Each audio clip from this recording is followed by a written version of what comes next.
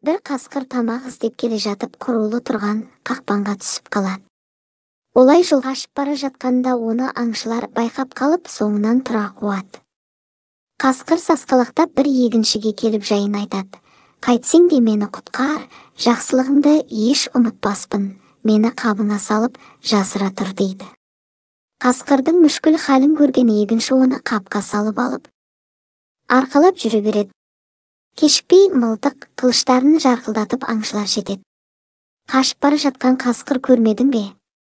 Деп сұрайды олар. Жаңа бір қасқыр анау шоқыдан әрі асып кетті, тезірек ұстаңдар дейді.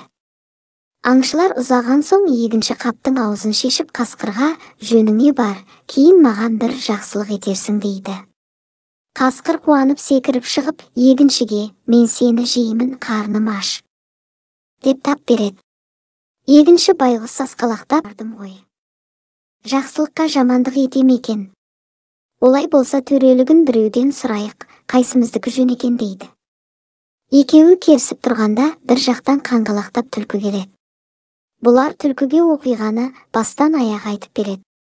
Түлкі жоқ сөзді айтпаңдар, менен басқа біреу естісе күліп жүрер. Дорбаға үлкен қасқыр сыйды дегенге нанбаймын. Барып тұрған өтірік дейді. Қасқыр мен егінші бұл рас деп керісіп болмайды.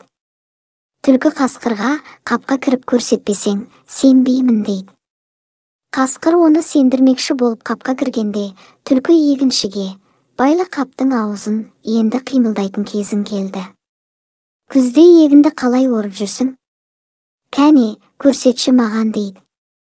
Егінші құралын алып қасқырды ұра бастайды. Біраздан соң түлкі егінші, енді қаптың аузын аш дейді. Сонда Қасекең атып шығып, алды артына қарамай зыта жөнеледі.